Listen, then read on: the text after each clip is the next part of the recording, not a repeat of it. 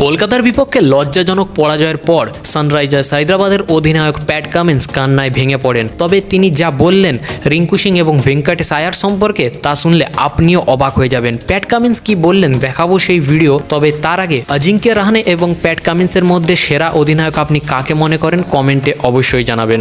IPL 2025-এর 15তম ম্যাচে হায়দ্রাবাদ এবং কলকাতা মুখোমুখি হয়। এই ম্যাচে হায়দ্রাবাদ প্রথমে টস জিতে প্রথমে বোলিং করার সিদ্ধান্ত নেয়। শুরুতেই কেকেআরের 2 উইকেট পড়ে যায়।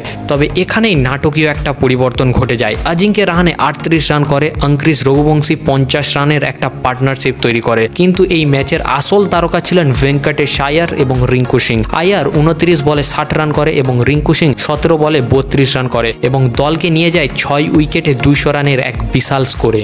এরপর শুরু হয় হায়দ্রাবাদের ইনিংস এবং শুরুতেই তাদের একটা বিশাল বড় ধাক্কা লেগে যায়। সেটা হচ্ছে হেডমাস্টার আউট হয়ে যায় 4 রান করে। তারপরে অভিষেক শর্মা, ঈশান কিষান মিলিয়ে মাত্র 9 রানে 3টে উইকেট পড়ে যায়। হায়দ্রাবাদের মিডল অর্ডার থেকে শুরু করে ওপেনিং জুটি সম্পূর্ণটাই ভেস্তে যায় এবং তারপরে কিছুটা হলেও লড়াই করলেও তা কিন্তু কেকেআরের পক্ষে ম্যাচটা জেতা খুবই সহজ হয়ে যায় এবং এই ম্যাচ হারের পরে এরপর ম্যাচ শেষে প্যাট কামিন্স যা বলেন তা শুনলে আপনি অবাক হয়ে যাবেন। তিনি বলেন, আমরা যখন কেকেআরের 2টি উইকেট ফেলে দিয়েছিলাম তখন ভেবেছিলাম তাদের 150 রানের মধ্যেই আটকে ফেলবো, কিন্তু ভেঙ্কটেশ আয়ার ও রিঙ্কু সিং পুরো ম্যাচের চিত্র বদলে দিল। আমরা 200 রান তাড়া করব বলে আশা করেছিলাম, কিন্তু ট্রেভিস হেড, অভিষেক শর্মা, ঈশান কিষান দ্রুত আউট হয়ে যাওয়ার পর আমাদের ম্যাচটা হাত থেকে বেরিয়ে যায়। তাছাড়া তিনি আরও বলেন, আমাদের দল সবসময় কামব্যাক করার জন্য পরিচিত। এই ম্যাচে আমরাও ভেবেছিলাম কামব্যাক করে নেব, কিন্তু দুর্ভাগ্যবশত আমরা তা আজ পারলাম না। প্যাট কামিন্সের এই কথা শুনে আপনার কি মতামত অবশ্যই কমেন্টে জানাবেন।